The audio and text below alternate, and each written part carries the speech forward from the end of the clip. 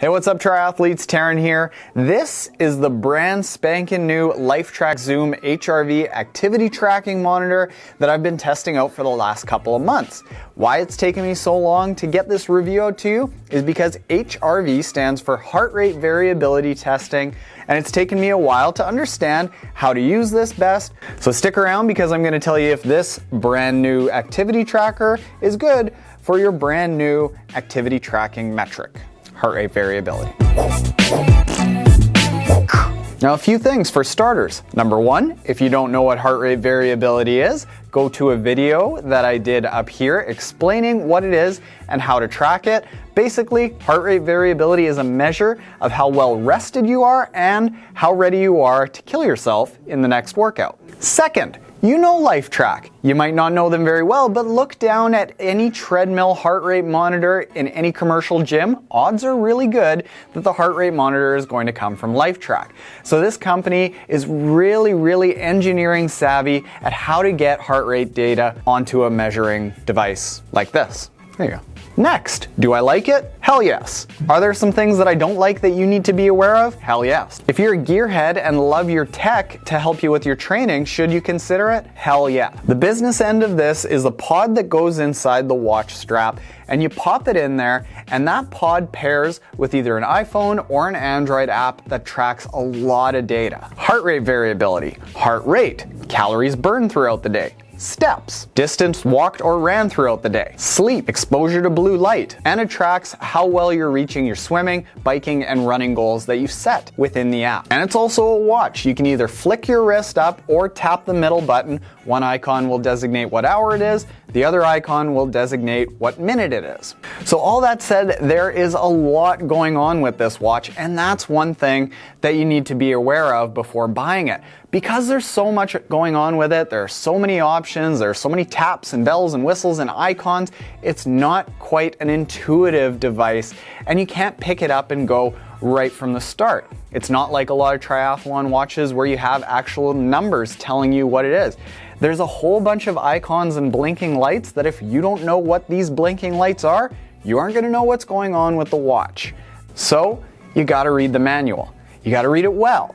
You basically have to study it and memorize what all the blinking lights mean. The bottom icons indicate which activity you're tracking, and the top icons indicate how far along you are as a percentage of your goal that you're looking to track. So if you're counting calories burned or steps taken, this indication with that amount of lights show that you're 50% to your daily goal. Same with tracking max heart rate, amount of laps that you set as a daily goal in the pool, or cycling cadence. And all of these goals you program into the app on your phone. If that makes sense. What I like best about the Lifetrak Zoom HRV is that it tracks all of this data automatically.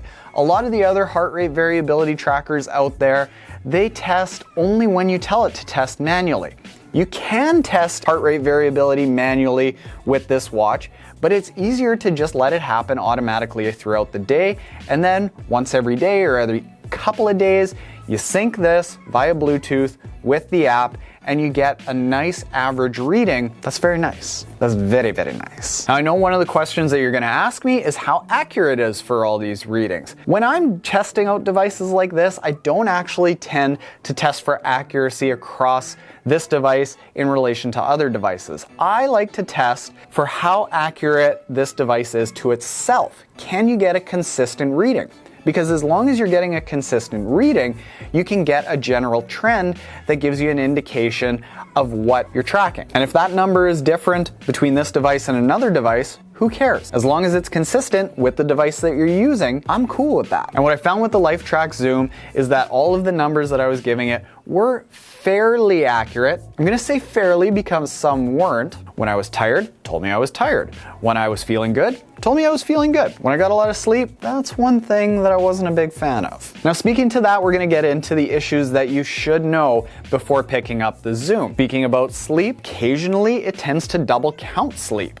So if you sleep from 10 p.m. to 6 p.m., that's 8 hours, that 10 p.m. to midnight chunk could be counted for one day, and it could be counted for the next day, I found. So some nights I got 8 hours of sleep, and other nights it indicated that I had 10 hours of sleep because it was double counting those 2 hours. That was really funky. Second, I'm not a big fan of the rubber wrist strap. Doesn't feel so good against my soft skin. Third, the device is really finicky because it can be activated by flicks of the wrist and really subtle taps. You often get a lot of blinking lights. My wife was not the biggest fan of this because often when I go to bed, I'd be tossing and turning and all of a sudden she's got a blinking light sitting in her face while my wrist was resting on the pillow. You don't want to get on her bad side at bedtime. We learned that the hard way, folks. Next, like I mentioned, it's not intuitive. You literally have to study the manual to know what all those blinking lights mean, how many taps you need to have, where you need to tap it, how to flick your wrist, and if you don't know that, you're going to be fairly lost. Granted, once I went through the manual a couple of times and I knew how to navigate this thing, that bumping and grinding on how to use it, been grinding.